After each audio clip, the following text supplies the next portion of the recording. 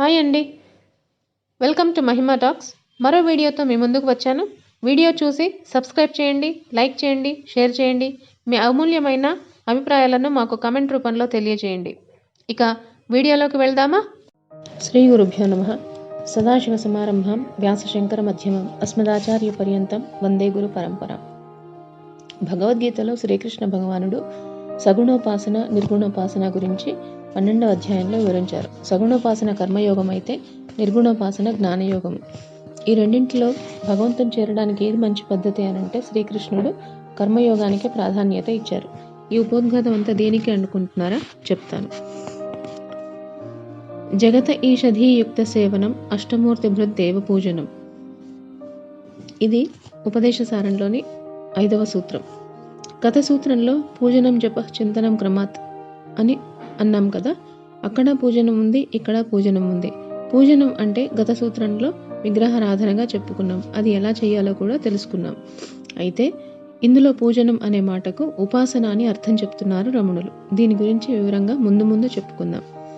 సగుణోపాసనలో విశ్వరూప ఉపాసన చేయమంటున్నారు రమణులు. అంటే విగ్రహారాధనను దాటి ముందుకు వెళ్ళాలి. విశ్వరూప ఉపాసన అంటే సినిమాలో చూపించినట్టుగా 100 చేతులు 100 ముఖాలు గ్రాఫిక్స్ కాదు. ఇక్కడ జగత ఔషధి యుక్త సేవనం అంటే జగత్ జాయతే గచ్చతి ఇది జగత్ అని ఉత్పత్తి అర్థం. పుడుతుంది, నశిస్తుంది కాబట్టి జగత్ అన్నారు. అయితే ఈ మిథ్యా జగత్తును మనము ఎలా ఉపాసన చేయాలి? ఈ నశించిపోయే జగత్తును ఉపాసించమని లేదా సేవించమని భగవాన్ రమణులు ఎందుకు చెప్పారు? ఇక్కడే ధీ అనే మాటను కూడా వాడారు, గమనించారా? జగత ఈషధీయుక్త సేవనం అంటే ఈ జగత్తును ఈశ్వరుడి రూపమే అనే బుద్ధితో సేవించమని ఈ మాటకు అర్థం. ధీ అంటే బుద్ధి అని. అంటే జగత్తును ఈశ్వరునిగా సేవించాలి. అది ఎలా? జగత్తు నశించిపోయేది కదా అనే డౌట్ మీకు రావచ్చు. సత్యమైన పదార్థమును కదా మనం గ్రహించాలి, తెలుసుకోవాలి. మరి ఇదేంటి అనుకుంటే జగత్తును నామరూపాత్మకంగా చూడకు, దృష్టికోణం మార్చమంటున్నారు రమణులు. రకరకాల ఆభరణాలు ఉన్న బంగారం ఒకటే కదా మూల పదార్థం. అదేవిధంగా మూల పదార్థంను మాత్రమే చూడమంటున్నారు రమణులు.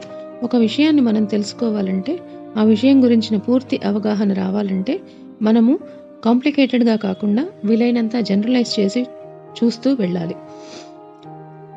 జనరలైజ్ అంటే ఏం లేదు, సామాన్యంగా అంతే. అంటే ఇంకా బాగా అర్థం కావాలంటే ఆ విషయాన్ని విడగొట్టి పార్ట్గా అర్థం చేసుకుంటే ఇంతేనా అనిపిస్తుంది. ఎగ్జాంపుల్, సినిమాని తీసుకోండి. అది తెర మీదకి ఎలా వస్తుంది? తెలియనప్పుడు ఇదొక మిస్టరీ. అయితే ఇది హార్డ్వేర్ సాఫ్ట్వేర్ రెండుగా విడదీస్తే ఎంతోమంది నటులు నటనను ప్రదర్శించి అది కెమెరాలో బంధించి అందులో నుంచి అనవసరమైనవి తీసేసి ఎడిట్ చేసి డైలాగ్స్ నటనకు డబ్బింగ్ ద్వారా సింక్ చేసి ఫైనల్గా ఒక అవుట్పుట్ తీసుకొస్తారు. ఈ అవుట్పుట్ రీల్స్ రూపంలో ప్రొజెక్టర్ సహాయంతో థియేటర్లో తెర మీద ప్రదర్శిస్తారు. ఇంతవరకు ఇది హార్డ్వేర్. ఇదంతా తెర మీదకు తీసుకురావడానికి వాడే టెక్నాలజీ, అంతర్లీనమై ఉండే శక్తి, అదే సాఫ్ట్వేర్. అంతే. ఇలా విడదీసి చూస్తే ప్రతి విషయం పట్ల అవగాహన వస్తుంది. అలాగే జగత్తును అర్థం చేసుకోవడానికి ప్రయత్నిద్దాం. ఇందాక చెప్పుకున్నట్టు ఆభరణాల్లో మూల పదార్థం బంగారంగా అనుకున్నాం కదా. ఇక్కడ ఇంకా చిన్న ఎగ్జాంపుల్ ఇస్తాను. ఒక స్త్రీ అయితే బంగారాన్ని ఆభరణంగా మాత్రమే చూస్తుంది. అది దానికి ఎంత శోభనిస్తుంది, దాని డిజైన్, తర్వాత దాని ట్రెండ్ మార్కెట్లో, ఈ విషయాల గురించి ఆలోచిస్తుంది. అదే ఒక ఇన్వెస్టర్ అయితే తన ఇన్వెస్ట్మెంట్ ఎందులో పెడితే బాగుంటుంది, అదే బంగారంలో పెట్టినందువల్ల ఇంకా బాగా లాభాలు సంపాదించవచ్చు అని ఆలోచిస్తాడు. అదే ఒక షాపు యజమాని బంగారాన్ని దాని క్వాలిటీని చూస్తాడు.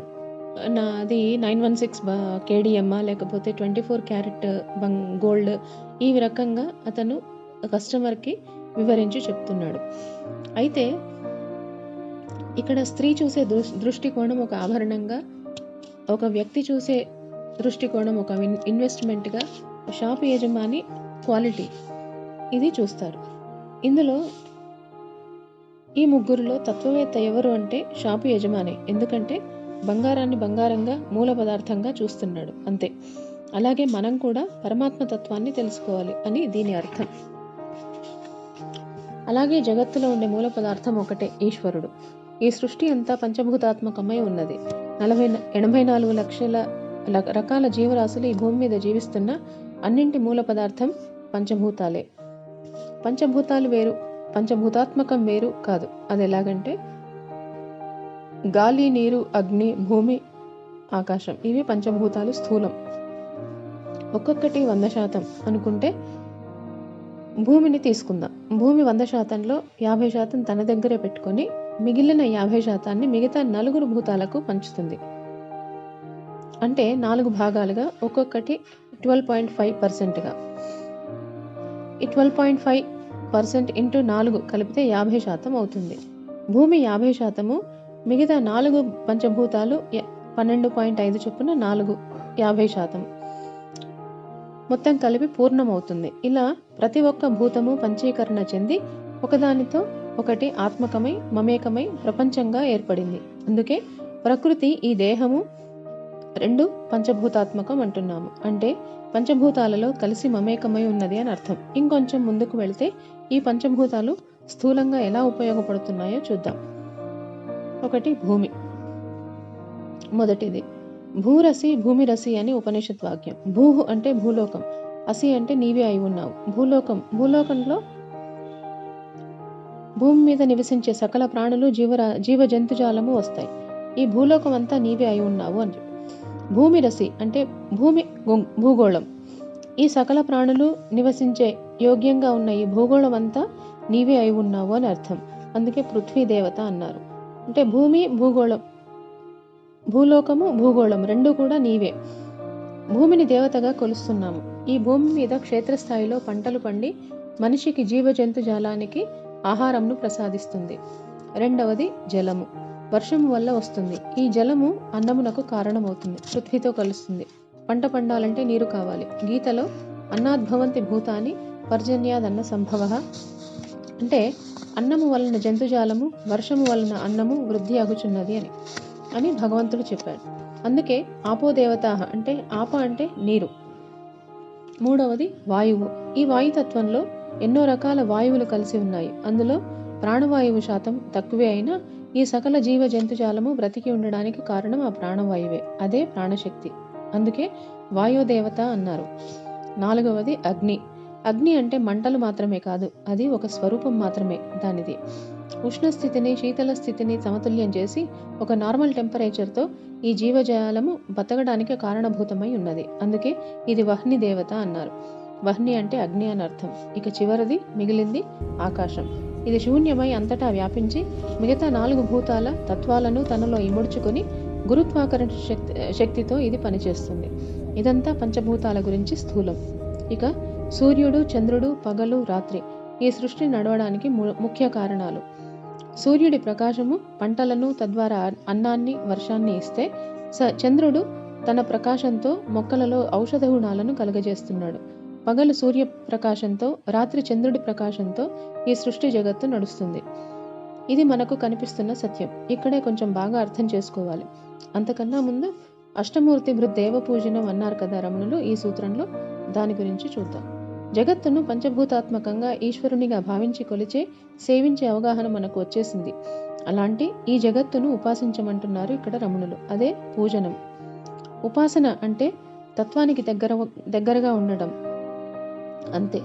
ఇంతకు ముందు సూత్రంలో కూడా పూజనం అనే పదం వచ్చింది కదా, దానికి అర్థ వివరణ ఇలా ఉంటుంది. ముందు చెప్పుకుందాం అని అనుకున్నాం కూడా కదా. బేసిక్గా ఇంతకు ముందు సూత్రంలో పూజనం అంటే ఒక నర్సరీ విద్యార్థి అక్షరాలు నేర్చుకోవడం లాంటిది. ఎప్పుడు అదే స్టేజ్లో ఉండం కదా. క్లాసులు మారి సబ్జెక్టు పెరిగినట్టుగా అక్షరాలు పదాలుగా, పదాలు వాక్యాలుగా, వాక్యాలు ప్రసంగాలుగా మార్చే స్థాయికి ఎదుగుతాము. ఇక్కడ 4వ సూత్రంలో పూజనం అంటే ఒక సాధకునికి విగ్రహారాధన తొలిమెట్టు. భావనాయుత పూజ చేయడం అనేది ఏకాగ్రత సాధించడానికే. ఇక 5వ సూత్రంలో పూజనం యొక్క అర్థ వివరణ ఏంటంటే ఉపాసన. విగ్రహారాధన స్టేజ్ దాటేసావురా అబ్బాయి, ఇక ముందుకెళ్ళి దృష్టికోణం మార్చు.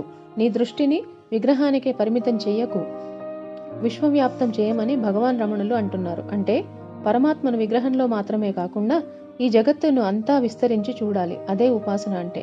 ఇంతకుముందు చెప్పుకున్నట్టు బాహ్యంలో స్థూలంగా పంచభూతాలు, సూర్యుడు, చంద్రుడు మనకు కనిపిస్తున్నాయి. వీటిని నీలో దర్శించు అంటున్నారు. ఇది సూక్ష్మ స్థితి. దాన్ని అర్థం చేసుకోవడానికి ప్రయత్నిద్దాం. నన్ను నేను విశ్వరూపంగా భావిస్తే బయట బాహ్యంలో ప్రకృతి పాంచభౌతికమై ఎలా ఉన్నదో ఈ శరీరం కూడా పాంచభౌతికమై ఉన్నది. శబ్ద, స్పర్శ, రూప, రసగంధములు పంచభూతాల యొక్క సూక్ష్మతత్వములు. ఇవి శక్తి స్వరూపాలు. ఈ శరీరంలో ఆసనస్థానం పృథ్వీ, పొత్తి కడుపు జలము, ఉదరము అగ్ని, కంఠము వాయువు, కంఠం పైభాగం ఆకాశం. ఇది యోగాసనాలలో తెలుస్తుంది. ఇంకా కొంచెం వివరణలోకి వెళ్దాం. మొదటిది పృథ్వీ, క్షేత్రస్థానము. ఇది బాహ్యంలో అయితే పంటలు పండడానికి, అంతరంలో అయితే సృష్టి స్థానము, సంతాన స్థానము. రెండవది జలము, పొత్తి కడుపు. బాహ్యంలో నదులు, కాలువలు, చెరువులు, సముద్రాలు వివిధ రూపాలలో జలము ప్రతిబింబిస్తుంది. అంతరంలో కిడ్నీ స్థానం మనది. మనం తాగిన నీరు, తిన్న ఆహారం పచనం చెంది వ్యర్థ పదార్థాలుగా బయటికి వస్తుంది. ఈ క్రియ మానవ శరీరంలో చాలా ఇంపార్టెంట్. మూడవది అగ్ని, ఉదరము. జఠరాగ్నిగా మనం తిన్న ఆహారము జీర్ణక్రియ ద్వారా జీర్ణం చేస్తుంది. ఉష్ణతత్వమును కలిగి ఉంటుంది. ఉష్ణము, శీతలము ఎలాగైతే బాహ్యంలో సమతుల్యంగా ఉంచుతుందో అంతరంలో కూడా బాడీ టెంపరేచర్ స్టాండర్డ్గా ఉంచుతుంది. ఈ టెంపరేచర్ స్టాండర్డ్గా ఉంటే ఆరోగ్యంగా ఉంటాము. ఎక్కువైతే జ్వరము, తక్కువైతే మరణము, అంతే. నాలుగవది కంఠము, వాయువు. అదే ప్రాణశక్తి.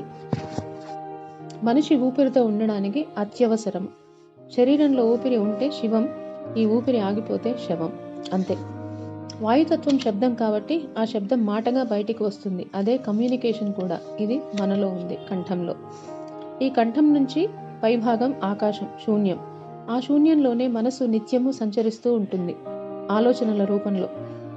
బాహ్యంలో కూడా మనం శూన్యంలోనే ఉంటాము. అదెలా అనుకుంటున్నారా? మన భూగోళం ఉన్నదే శూన్యంలో కదా. శూన్యంలో ఉండే గురుత్వాకర్షణ శక్తి భూమిని ఆవరించి ఉంటుంది. ఆ శక్తియే జీవుల శరీరంలో రక్త ప్రసరణకు, మనం శూన్యంలో పడిపోకుండా భూమిని అంటుపెట్టుకుని ఉండేలా చేస్తుంది. అదే న్యూటన్స్ లా.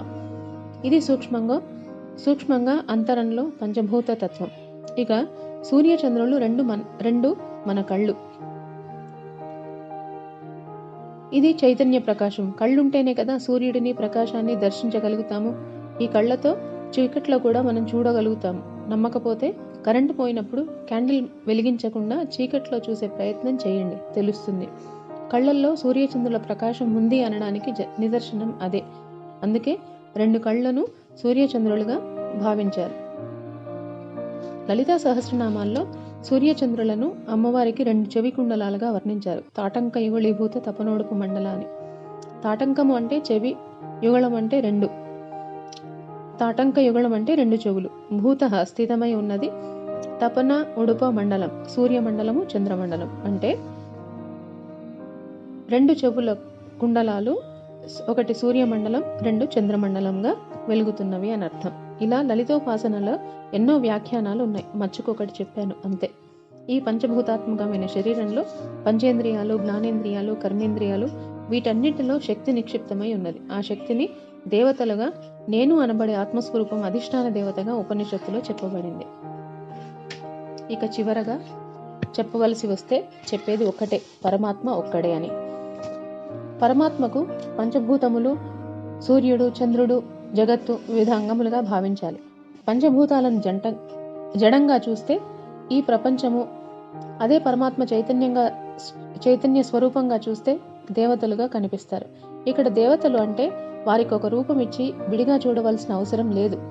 దేవత అంటే శక్తి స్వరూపం, అంతే. అందుకే వివిధ రూపాల్లో ఉన్న శక్తిని వివిధ దేవతలుగా, పరమాత్మకు అంగాలుగా, శరీర భాగాలుగా భావించాలి. అదే విశ్వరూప ఉపాసన. మొదట్లో చెప్పుకున్నాం. అష్టమూర్తి దేవ పూజనం. భగవంతుడు ఎన్నో రూపాలుగా, మూర్తులుగా కనిపిస్తాడు. అవి పరమాత్మ అంగాలు తప్ప వేరు కాదు. పరోక్షంగా శక్తి స్వరూపంగా ఈ సృష్టిని రక్షించేది ఆ పరమాత్మ. ఈ పరోక్ష శక్తి స్వరూపాన్ని గ్రహించగలగడమే జ్ఞానము. ముండకోపనిషత్తులో బ్రహ్మ ఏవ ఇదం అమృతం పురస్తాత్ బ్రహ్మ పశ్చాత్ బ్రహ్మ దక్షిణతః చ ఉత్తరేణ అధః ఉపరి అని చెప్పారు. బ్రహ్మము శూన్యముగా ముందు వెనక, కుడి ఎడమ, పైన కింద, అంతటా ఆకాశంగా నీ చుట్టూ భాసిస్తూ కనిపిస్తూ ఉంది. నీ వెంటే ఉంది దీన్ని బట్టి అర్థమైంది ఏంటంటే పరమాత్మ సర్వవ్యాపకత్వంతో అంతటా నిండి ఉన్నాడు, సర్వాంతర్యామి అని. ఇప్పుడు ఒక కంక్లూజన్కి వద్దాం. అంతకన్నా ముందు ఒక చిన్న స్టోరీ చెప్తాను. ఒక సింహం పిల్ల అనుకోకుండా మేకపిల్లలతో కలిసిపోయి మేకపిల్ల లక్షణాలతో జీవిస్తూ ఉంటుంది. స్వతసిద్ధంగా తనకున్న లక్షణాలను మర్చిపోయి మేకలాగా అరవటము, ఆకులు అలములు తినడము చేస్తుంది. ఒకసారి అడవిలో మేతకు వెళ్ళిన ఈ మేకల గుంపు నుంచి సింహం పిల్ల తప్పిపోతుంది. అటు ఇటు తిరుగుతున్న ఈ సింహం పిల్లను మరొక సింహము అది చేస్తున్న వింత చేష్టలు గమనించి దగ్గరికి వచ్చి దాని స్వస్వరూపాన్ని, స్వభావాన్ని తెలియపరుస్తుంది. కానీ ఆ సింహం పిల్లకు నమ్మకం కలగకపోయేసరికి దానిని ఒక సరస్సు దగ్గరికి తీసుకువెళ్ళి నీళ్లలో తన ప్రతిబింబాన్ని చూపిస్తుంది. ఏదో కొత్త జంతువుగా అనుమానించి భయపడుతుంది పిల్ల సింహం. దీన్ని నమ్మించడానికి సింహం నానా రకాలుగా ప్రయత్నించి సక్సీడ్ అవుతుంది. చివరికి తాను మేకను కాదని సింహాన్నని తెలుసుకుంటుంది పిల్ల సింహం. మనం కూడా అంతే. ఆ పిల్ల సింహంలాగా సహజత్వాన్ని మర్చిపోయి ప్రవర్తిస్తూ ఉంటాము. మన సహజ స్థితిని పొందడానికి మన జీవితంలోకి ఒక గురువు ఎదురవుతాడు.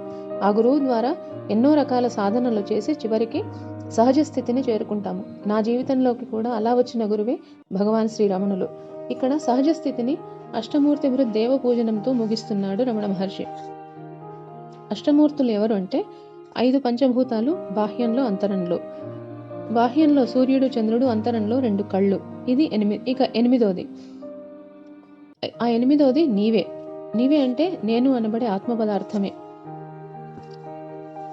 జగత్తును ఈశ్వరుడిగా ఉపాసిస్తూ అష్టమూర్తి తత్వంతో నిన్ను నీవు తెలుసుకోవడమే ఈ సూత్రంలోని అంతరార్థం. దేహమే నేను అనే భావనను నెమ్మదిగా వదిలిపెట్టి ఆ 8వ మూర్తిగా ఉన్న నేనును మిగిలిన 7తో కలిపి దర్శించడమే అష్టమూర్తి దేవ పూజనం. ఓం తత్సత్. సర్వం శ్రీ సద్గురు చరణారవిందార్పణమస్తు.